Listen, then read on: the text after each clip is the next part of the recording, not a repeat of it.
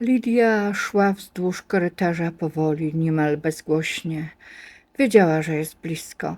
Nie dlatego, że ktoś jej powiedział, gdzie iść, ale dlatego, że głosy nagle stały się wyraźniejsze. Zatrzymała się przy ścianie. Czekała. Najpierw ucichły słowa, potem kroki. Jedne, drugie, coraz dalej. Dopiero wtedy ruszyła. Drzwi były uchylone. Drzwi zamknęły się ciężko, z metalicznym, krótkim dźwiękiem. Jeszcze przez chwilę było słychać oddalające się kroki na korytarzu. Głosy już przytłumione, urwane w pół zdania. Ktoś przekręcił klucz. Potem zapadła cisza. Nie ta zwyczajna, ta po przesłuchaniu. Robert stał nieruchomo odwrócony plecami do drzwi. Ramiona miał napięte, dłonie oparte o blat stołu. Nie odwrócił się. Już powiedziałem, odezwał się zmęczonym, zachrypniętym głosem. Nic nie wiem. Przez ułamek sekundy nie było odpowiedzi, a potem usłyszał coś, czego się nie spodziewał. Ale ja wiem. Głos był spokojny, cichy, kobiecy. Nie należał do nikogo, kogo się bał. Robert znieruchomiał, powoli się odwrócił. Stała w progu, sama. Drzwi były zamknięte, korytarz pusty. Nikt jej nie wprowadził, nikt jej nie pilnował. Jakby przyszła stamtąd, gdzie nie sięgały ich procedury. Kim? Zaczął, ale nie dokończył. Lidia podeszła bliżej. Nie spieszyła się. Każdy krok był pewny, jakby znała to miejsce lepiej niż powinna. Oni już wyszli, powiedziała cicho. Masz kilka minut, może mniej. Robert patrzył na nią w milczeniu. Po raz pierwszy od wielu godzin poczuł, że ktoś nie zada mu pytania, tylko przyniesie odpowiedź. Anna zniknęła, dodała. To wystarczyło. Zobaczył to w jej oczach. Nie było w nich strachu, była decyzja. Przyszłam po ciebie, powiedziała. I przyszłam, bo wiem, gdzie szukać dalej. Zrobiła krok bliżej. Musimy wyjść, teraz. I wtedy Robert zrozumiał coś jeszcze, że ta kobieta nie znalazła się tu przypadkiem i że ktoś bardzo się pomylił, zostawiając ją samą. Silnik pracował równo. Miasto zostało za nimi szybciej niż się spodziewali. Światło uliczne zniknęły, a droga zaczęła prowadzić przez ciemność. Robert prowadził. Lidia siedziała obok, patrząc przed siebie. Przez chwilę nie mówili nic. Wiesz, odezwał się w końcu Robert, nie odrywając wzroku od drogi. Cały czas myślałem, że wiem, kim jest Anna. Zrobił krótką pauzę. A potem okazało się, że nie wiem nic. Lidia odetchnęła powoli. Ja też długo nie wiedziałam, powiedziała cicho. A kiedy zaczęłam rozumieć, nie mogłam już przestać. Robert zerknął na nią kątem oka. Powiedz mi wszystko, bez skrótów. Chwila ciszy.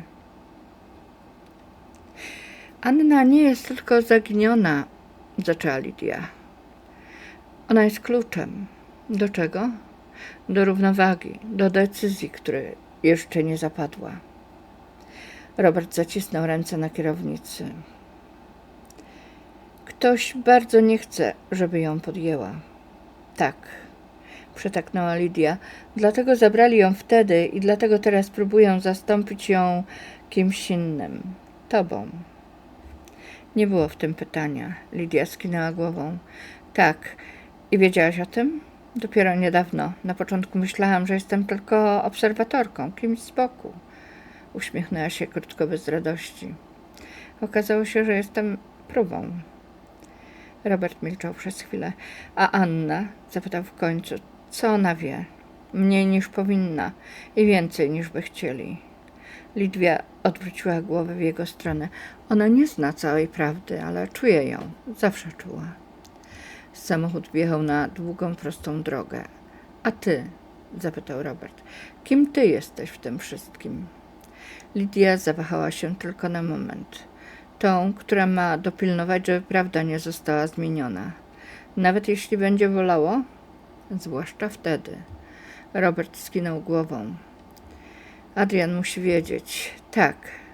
I Anna. Tak, powtórzyła Lidia. Ale ona nie teraz jeszcze. A kiedy? Lidia spojrzała w ciemność przed nimi.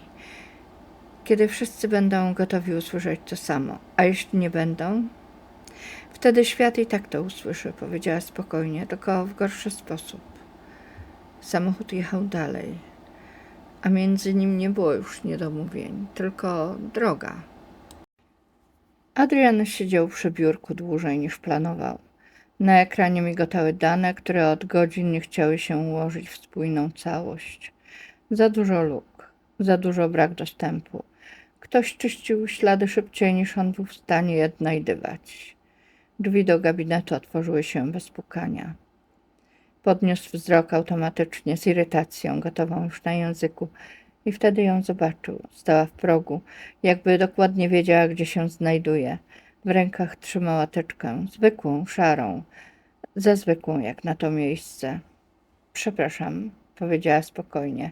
Powiedziano mi, że pan Adrian jest jedyną osobą, z którą mogę porozmawiać. Głos miała opanowany, ani cienia niepewności. To było pierwsze, co go uderzyło. Kto panią przysłał? Zapytał chłodno. Zamiast odpowiedzieć, zamknęła drzwi za sobą i podeszła bliżej. Położyła teczkę na biurku dokładnie między nimi. Nikt. Więc proszę wyjść. Nie ruszyła się. Anna nie zniknęła przypadkiem, powiedziała cicho. To drugie uderzenie. Adrian znieruchomiał. Przez ułamek sekundy zapomniał o całym świecie poza tym zdaniem. Skąd pani zna Annę? Znam ją całe życie, odpowiedziała. Tylko nie wiedziałam, kim naprawdę jest, tak samo jak pan. Rozpięła teczkę. W środku były kopie, zdjęcia, fragmenty dokumentów, notatki zapisane ręką, której on nie znał, ale która znała jego pytania. To są rzeczy, których pan szuka, powiedziała, a to są rzeczy, których pan jeszcze nie wie. Adrian wstał powoli, przesunął wzrokiem po papierach. Zatrzymał się na jednym zdjęciu. To niemożliwe, wyszeptał. Wiem, odpowiedziała spokojnie. Mówili mi to przez całe dzieciństwo. Dopiero wtedy spojrzeli sobie w oczy. I coś się zatrzymało. Nie był to błysk. Nie była to nagła fascynacja. To było rozpoznanie. Kim pani jest? Zapytał w końcu.